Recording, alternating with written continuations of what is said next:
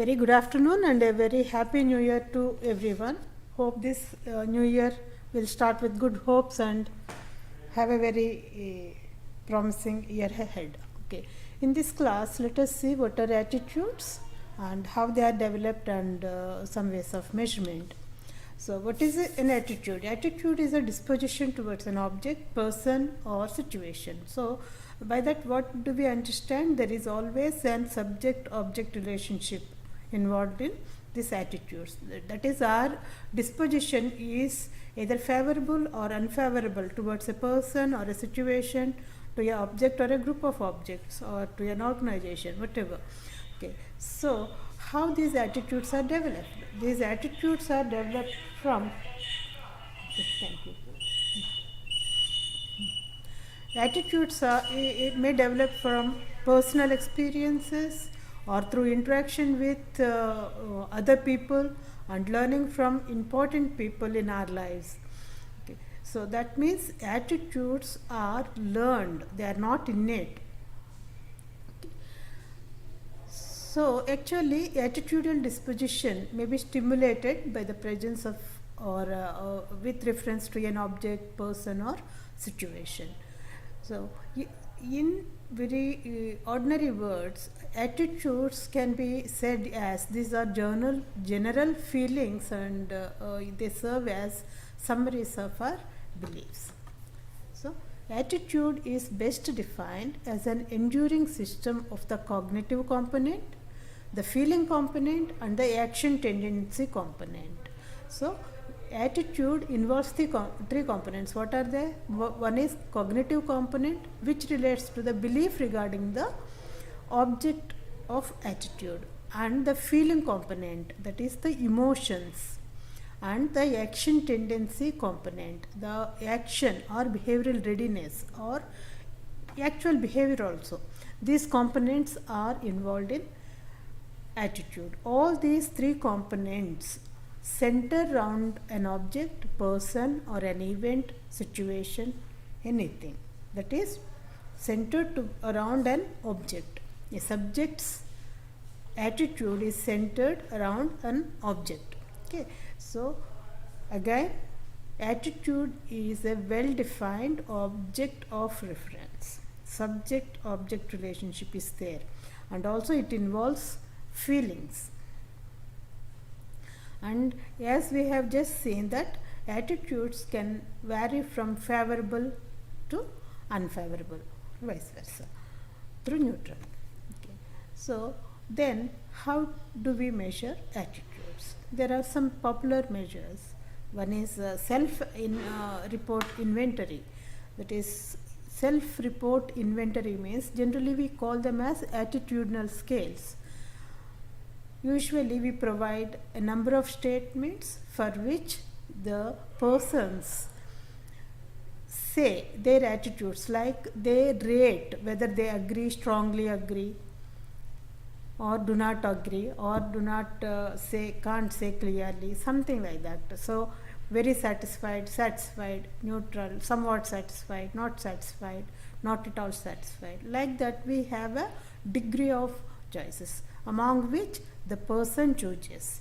There is a line that is from favorable to the unfavorable. Okay. So you provide a statement and ask the respondent, the person, to choose from the options so that they'll choose. This is one way of measuring. These are called attitudinal scales. These are very popular. So what are attitudinal scales? It is nothing but a set of statements to be responded to. It is common for a person to hesitate when he is asked to express his attitude directly. So, for example, if you ask a person that what is your attitude towards this particular system, a particular behavior of a person towards women, towards girls, or other any topic of importance, sometimes people may not say it directly, particularly when certain things are not approved socially, not desired, then they may give a social color. For example, attitudes towards the sex preference. boy preference. Okay, people may say both are. If you ask a parent that about these things, they may say that boy or girl, both are okay for us. We don't say, because that is the desired thing in a society. So they may think that if they say explicitly that they are against this female gender, or the boy preference is more or something, these attitudes may not be expressed openly. So in order to capture those attitudes, we have indirect methods also. So there are, when developing or measuring attitudes, we assume certain things. What are those assumptions before going to measure the attitudes? Let us see. In any study of attitude measurement, it is assumed that an individual's behavior with respect to the object of attitude will be consistent from one situation to the other. This is the basic assumption, that a person's attitude towards a object remains consistent. It is not going to change. Let us see one example. An individual's dislike towards co-education is consistent over all situations. So this is the assumption, that if a person dislikes co-education, that he or she would dislike in all situations. That is the assumption when you are measuring attitude. Okay, if consistency is not there, whatever we are measuring is not going to be correct. It is difficult to measure the attitude. Also, attitudes cannot be observed directly. So what is the other way of measuring? It is through the people's report. Either they respond to the statement, or they themselves give some narration, or by observing the behavior, practice of the people, how they are behaving. That is also our behavior tells what our attitude is.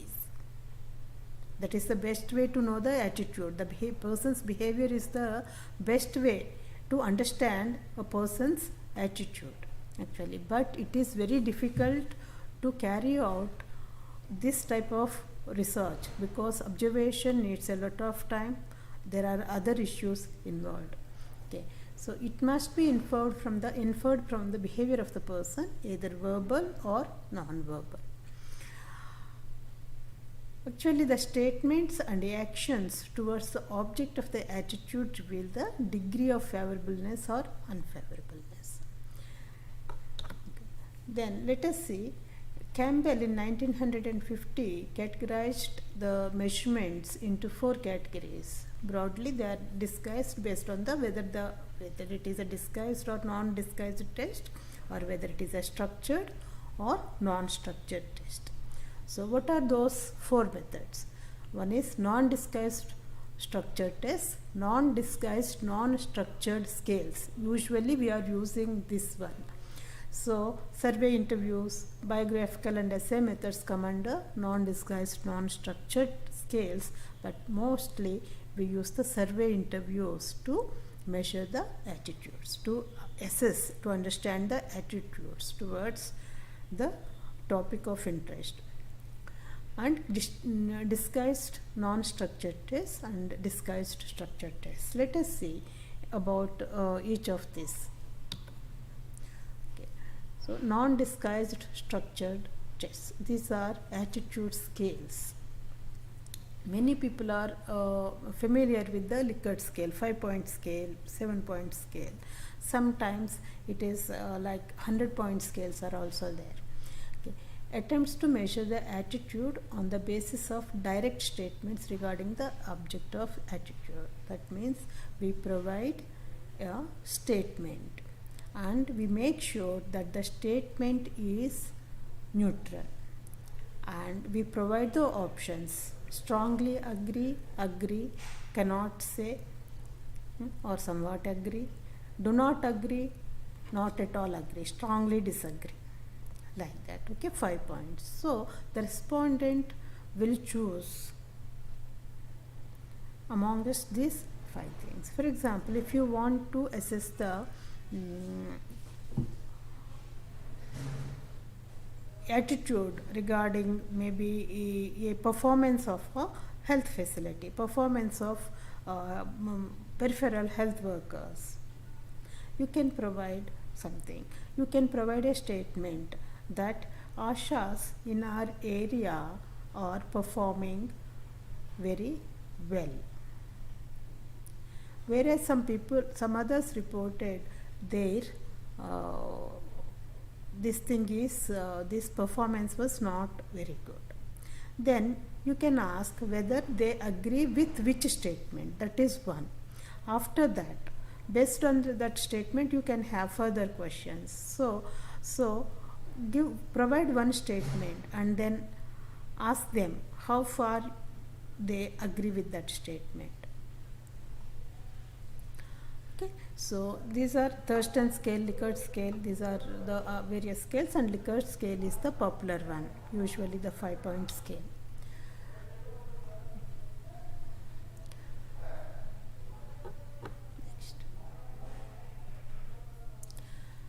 Then non-disguised, non-structured tests, which we usually use these are aimed at interviewing as many persons as possible in a short time. And there are 2 types of questions here: fixed alternatives and open-ended questions. Fixed alternatives means we have a set of alternatives among which the respondent has to choose. And open-ended, that means you just give the statement or ask the person so that they give a brief narrative or they express their opinions about the question or the issue that you would like to explore. Let us see some example. Which party, for fixed alternative question, so I kept this example like, which party do you think has the largest number of honest leaders? Congress, BJP and CPA. Actually, let me tell you here, this is not based on any empirical data that people are giving. This is the opinion. Okay, it is not that we have structured this thing to measure the honesty of the politicians and then ask the people and check. It is not like that. What is the people's opinion about these parties with respect to the honest leaders? Which party has? So this is the opinion of the people. So these opinions are developed either from some personal experience or based on the newspaper's report or their interaction with the local leaders or other things, what they have learned or what they have benefited, something like that. Okay, so this is the opinion. Okay, and which party do you think would do better job of improving the law and order situation in the country in the next few years? Like that also you can ask. This is again the belief that people have in a particular political party. That's what they express.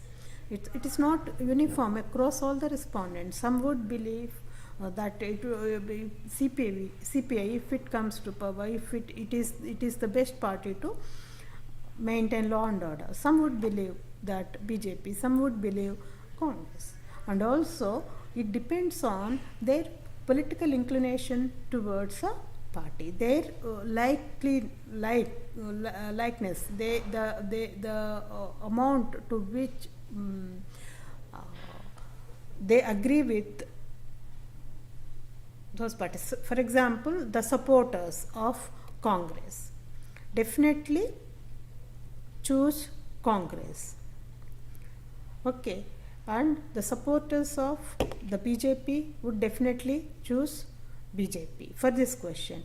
However, that bias would be there because they have some obligation to express. That's why attitudes are difficult to assess. There are many other issues which influence the measurement of attitude. But if you are going for a general public, but generally we can measure to some extent, but we cannot 100% say that this is the exact thing we have measured so exactly, so accurately. That problem would be there. Okay, open-ended questions. For example, why did Congress suffer defeat in the recent Lok Sabha polls? Okay, so this is one way of actually here the respondent has the choice to tell his opinion at length. Okay, we have to encourage the individual to talk freely, and you can give the probes like why, how, explain more, something like that. This is the best way to understand the attitudes. Okay, but analysis would be a bit difficult.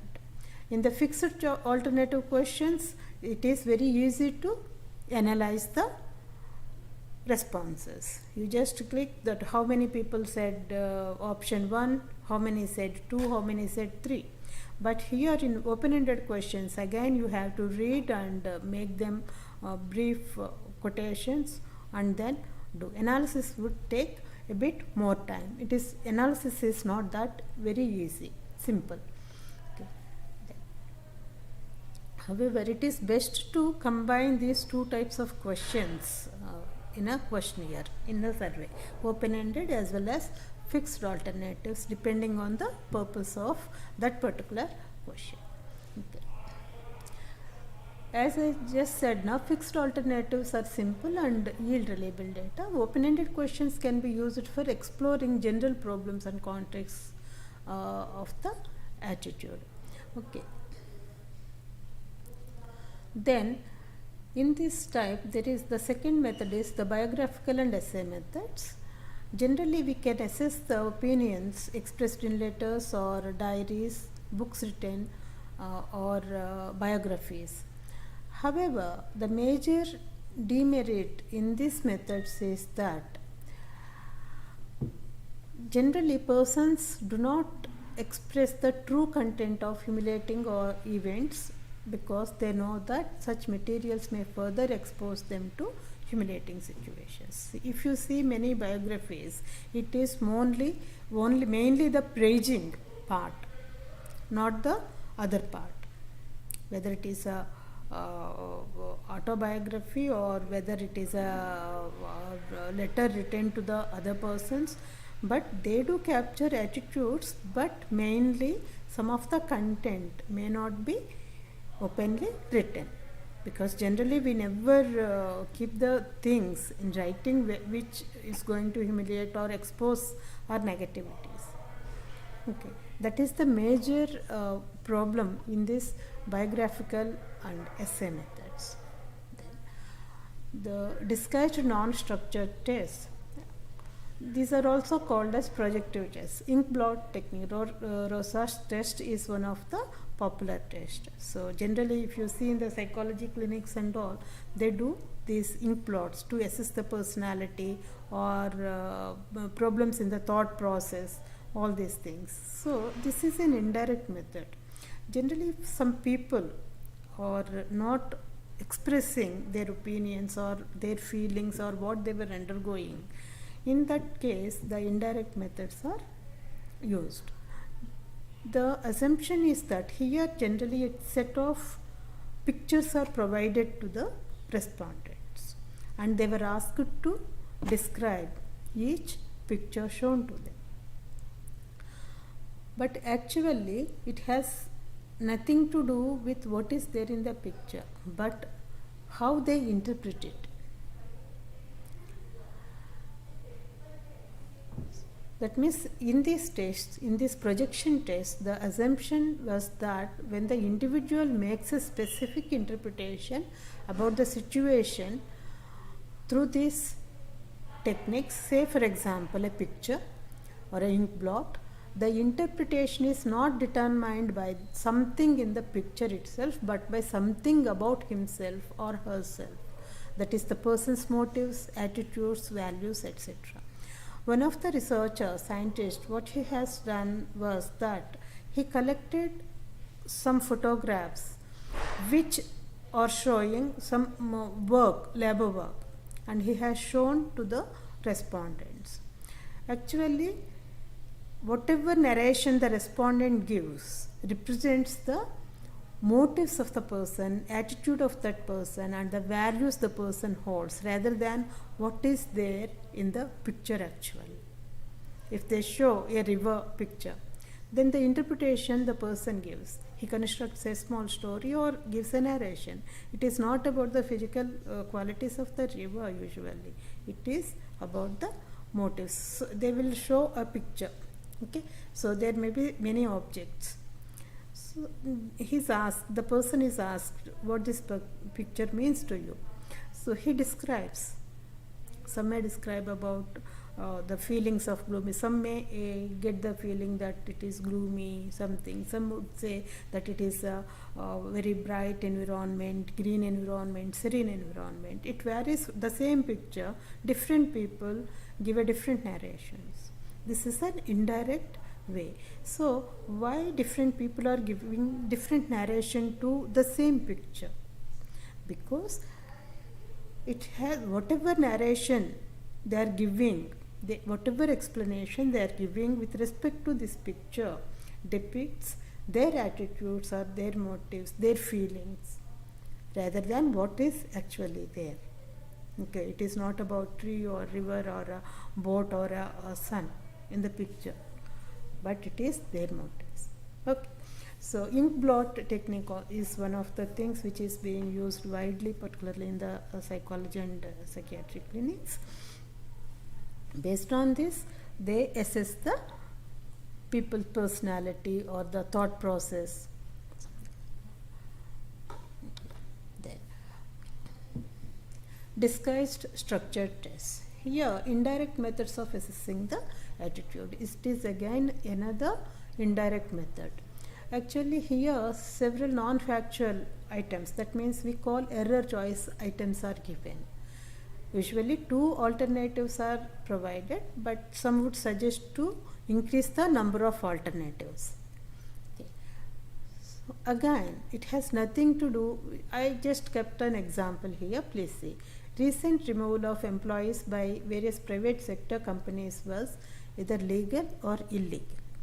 It has nothing to do with the actual law or actual rules. It is the opinion of your group of respondents or your respondent. How do they feel?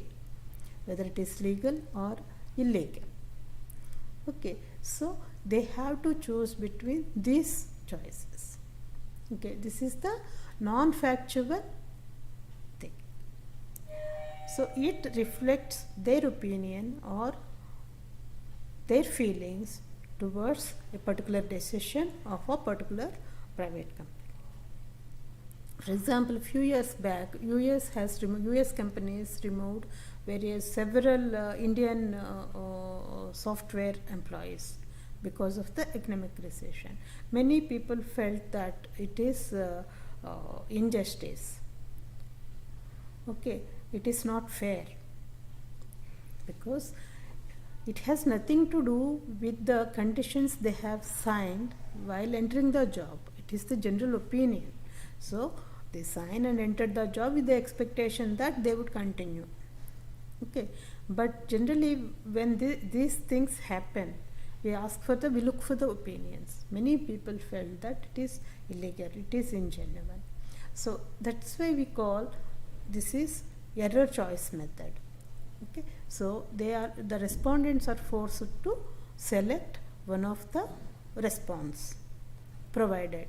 Here you provided 2 choices, legal or illegal. Some would suggest to provide more options.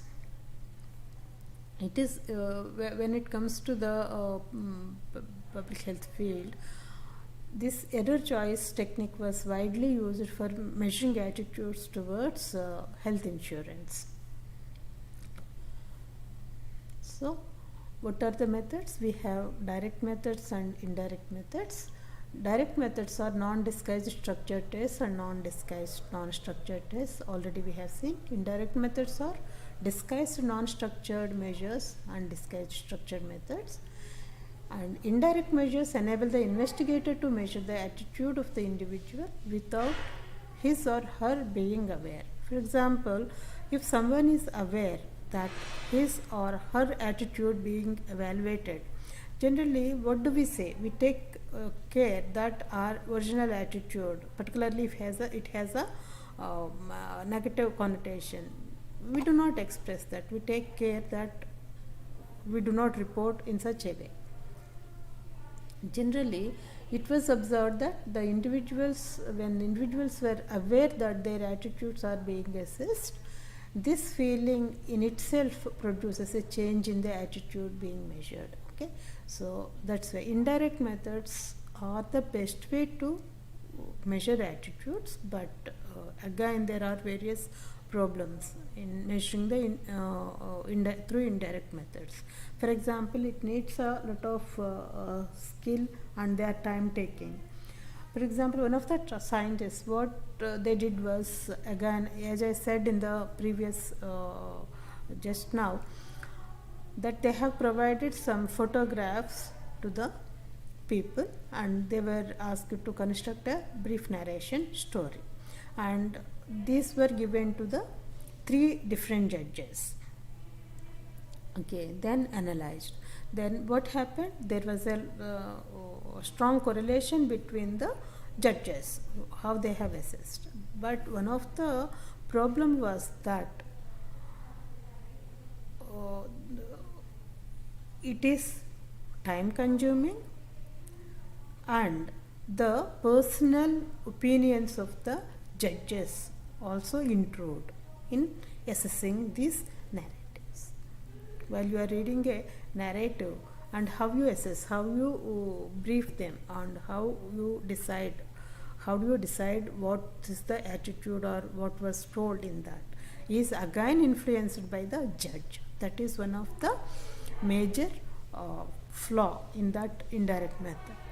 Okay, so that method was not being used, but there are other methods like inkblot, and again other things are being used. But inkblot is the one which is being used widely to assess the attitudes, particularly to assess the psychological or psychiatric condition of people. Okay.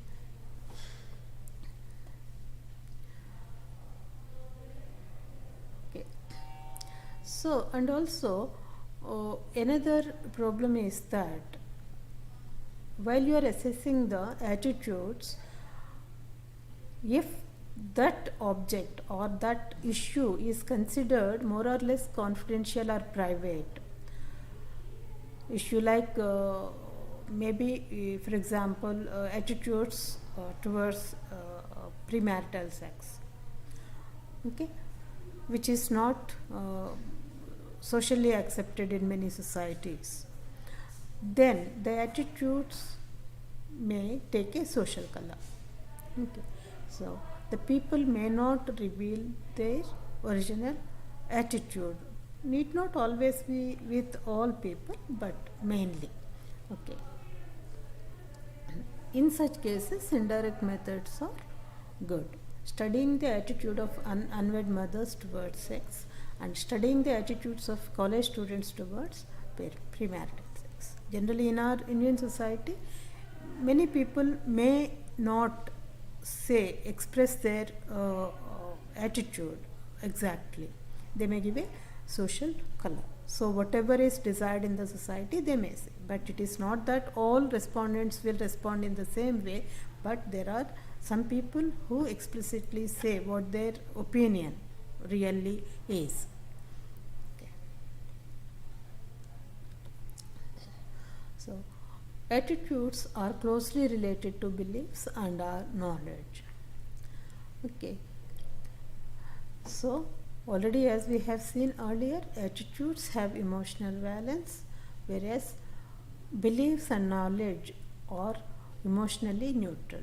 If you know or not, there is no emotion involved. But when it comes to attitudes, it has an emotional valence. And what are the other ways of understanding the attitudes? There are other ways rather than these survey methods or indirect measures. These are also some sort of indirect measure only, whatever I am saying, that ethnographic techniques, because again here the analysis is a major challenge. For example, focus group discussions, in-depth interviews. Focus group discussions, it is not the individual attitude but a group's attitudes can be assessed in a particular group, particular community.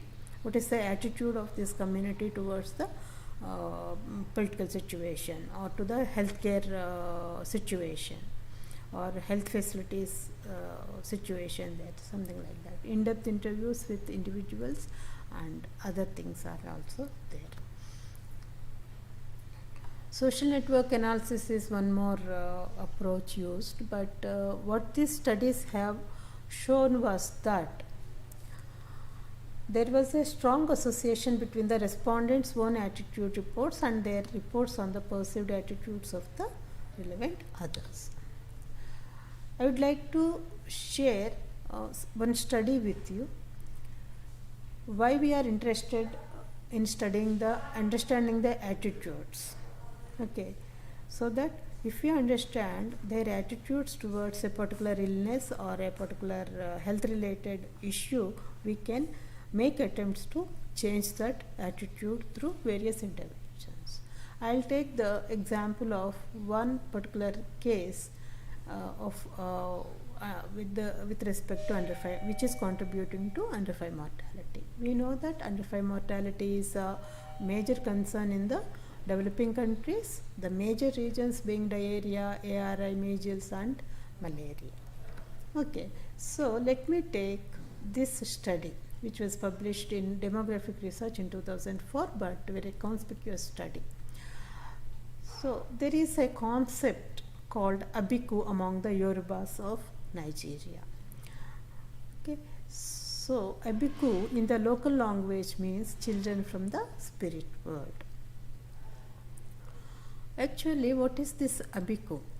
The people believe that these children are from the other world, spirit world. Eventually they have to go back to the world. They are not going to survive. They do not belong to us.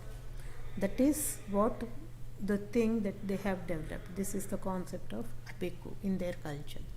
So researchers were interested, how do they identify a child as abiku? What the mother said was that if a child has deformity since birth or frequent illnesses and not responding to their illness to the modern medicine, if such things are there, they call that this child is, they believe that this child is abiku and the child will die and go back to the spirit world. So actually what has happened, this is actually, these children are nothing but they are malnourished children. Nigeria and Yorubas are a primitive tribe poor with very poor socio-economic conditions. Okay, malnutrition is the major reason why children are dying, why they are getting frequent illnesses and why they are not able to, and also it is coupled with the lack of healthcare services in that area where Yorubas live. Okay, if the child is getting illness, if the child is falling ill, so they do not have proper healthcare facilities there. So either they have to go to the mosque or church or to the maybe may depend on some home remedies or the local healers, and there are recurrent infections and coupled with malnutrition. So ultimately many children are dying before attaining the age of 5 years. This is the actual situation. Malnutrition is the root cause of these deaths. But people do not know, they do not have access to the knowledge why people are dying, what was happening, whether there is any treatment available, whether there is any way that they can improve the nutritional status of the child. Okay, so there is lack of awareness, lack of knowledge, and coupled with the lack of facilities, either nutritional supplementation programs as well as the treatment facilities. So ultimately what happens, people have to develop certain explanation When they do not know, generally when we do not know the cause, generally we attribute it to the external world. That is something spiritual. Some unknown force may be doing all these things. That is how people come to decision. Particularly in the background of educational levels are less and they do not have access to the modern knowledge and all. Okay, so this is the root cause. What happened was that the study, they found that abiku was caused by supernatural forces, and it cannot be cured by modern medicines or drugs, and it can only be tackled by the spiritual healers. Okay, so why they have developed this opinion that it cannot be cured by modern medicines or drugs? One thing could be non-availability, which has contributed to that, and the other thing is the child's condition is. According to their traditional beliefs, there are two types of children, abiku and non-abiku. Non-abiku are going to be with them and live in this world. Abiku are going to die. And after various interventions, only few mothers believed that abiku can be treated like any other sick child, and some mothers, majority, believed that spiritual healing is the way, and the majority of mothers suggested traditional health facilities like a traditional healers home, church or mosque as a suitable places for treatment. Okay, that means what this study revealed to us means that lot of people do not have clear perception of illness and treatment. Some attached the death of the under 5 to the abiku. So once they were thinking that this is because of abiku, it cannot be treated. Generally, there will not be any attempt to take the child to the hospital to improve the nutritional status of the child and to approach anybody for the improvement of the child.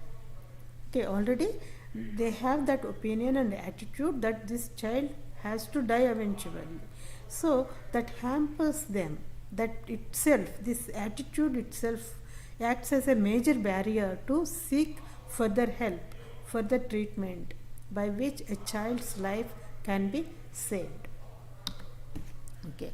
Even the worst thing was that the belief that if the mothers even stopped feeding them with good diet, with the belief that so whatever they are feeding the child, it is not being taken by the child but the spirit which is possessed in the child. So they stopped feeding the child with good food, which further worsened the child's situation. This is how the beliefs, strong beliefs and attitudes will influence a particular behavior, which has implications for health, either morbidity or mortality. Okay, because the mothers, some mothers believe that if they are feeding the child, they are not actually feeding the child, they are feeding the spirit and they are further strengthening it. So they stopped giving it. They thought that they are starving the spirit, not the child, which further worsened the child's condition. This is the importance of understanding the attitudes. If you understand the mother's perception, the people's perception, and how they are interpreting, you can make plans. You can make some plan, interventional plan, some health education plan to change the opinions, to explain them what is the actual cause of the sickness of their children, and so help them to believe that if proper care is taken in time, the child's life can be saved. So unless you understand the underlying attitudes or beliefs, you cannot make efforts to change that. You may think that you can start a nutrition supplementation program and set up a health facility so that they seek treatment. Definitely some improvement would be there. But if they have already categorized people into two types, abiku and non-abiku. They may avail the services for the non-abiku rather than the abiku who needs the services most. But if you understand what was there, then you can really target these services to these children, the abiku children, the so-called abiku, who call them as abiku, so that the child's life can be saved through proper interventions, nutritional interventions and healthcare interventions. Okay. And also some of the things which we need to remember is that attitudes are formed. They are not innate, they are formed through our personal experiences or through the influential people or our learning. Okay, but they can be changed from time to time. But however, attitudes once developed or stay more or less stable.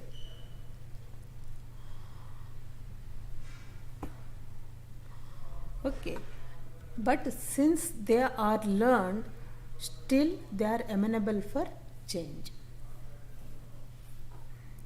Okay. So attitude in relation to objects, persons, etc. may or may not have motivational appeal initially. Okay. So gradually individuals through social interaction develop either positive or negative attitude which depend upon their experience and need. That means if the individual comes in contact with certain objects, say for example a health facility, if they have a good experience there, they are likely to develop a positive attitude or likeness. Okay, if their experience is bitter, obviously they dislike it. It is going to be negative feeling towards that particular facility, say for example. Okay. So if positive attitude is developed, means individual approaches, negative attitude avoids. So, and attitudes once formed are relatively stable, consistent and permanent, but since they are learned, they can be changed. Okay. So through proper interventions, even we can try to change the attitudes which act as barriers to maintain health or seek health seeking behavior or treatment seeking behavior.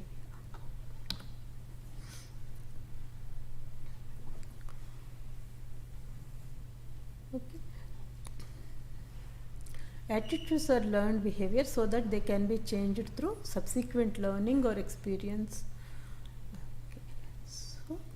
Thus, though they are relatively stable and permanent, they can be changed by promoting further learning and providing further learning opportunity. One of the important things in changing the attitudes is that flow of information through various communication channels. Okay. So that, for example, attitudes towards the HIV/AIDS were changed like that. Initially, there was a bit very negative attitude towards the people living with HIV, but it has changed a bit. Okay, they were even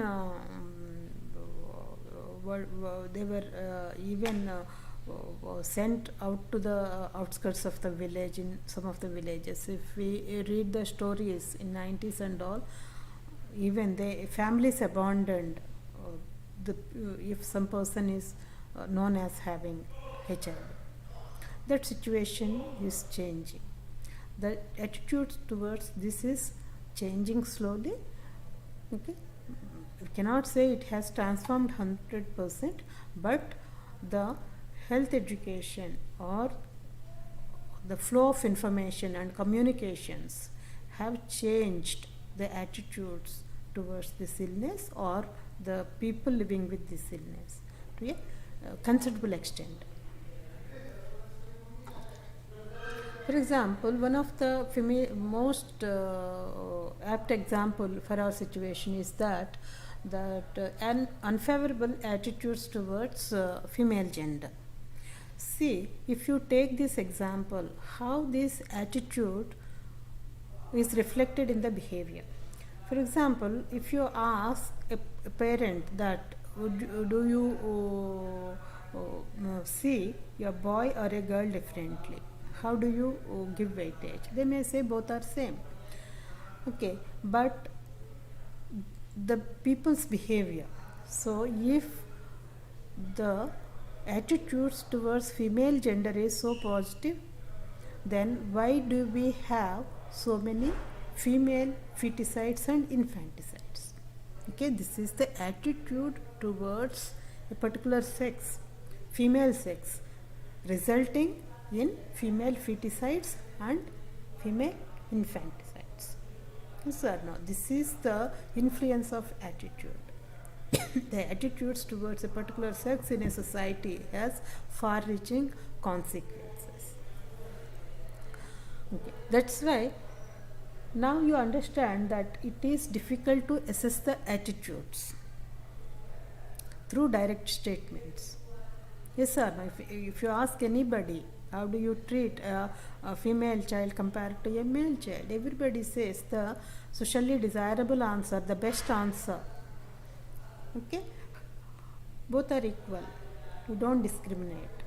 But if that is the thing, if you are getting 95% or 98% of the people are saying both are equal, why do we have this discrimination? Exactly. That's why observing the behavior is one way which captures the attitude well, but it is very difficult. Okay? So, indirect methods would help us in assessing such attitudes which when people tend to give a social color. Okay. So, attitudes towards the health services is influenced. These factors contribute a lot how a person or a group of people develop attitude towards the health services. For example, access to the healthcare services is one important aspect. Behavior of the health staff, the most important aspect. Okay, individuals' pre-existing condition and trust in the particular system or particular facility, the socio-economic conditions of the people, that person or family, facilities available at the healthcare facility, and the distance and transport facilities, what services are available, what is the waiting time, it is long waiting hours or short duration, whether people face any, particular person face any discrimination, either caste-based discrimination or because of the low socio-economic status, or being a tribe, or being belonging to a minority religion, or coming from a particular area, whatever. Discrimination, we can discriminate people in different ways. So whether that person felt any discrimination. So, and the complexity involved in providing the care, all these things tend to develop a particular attitude towards the healthcare services. Most out of that, trust plays a major role. Okay. So,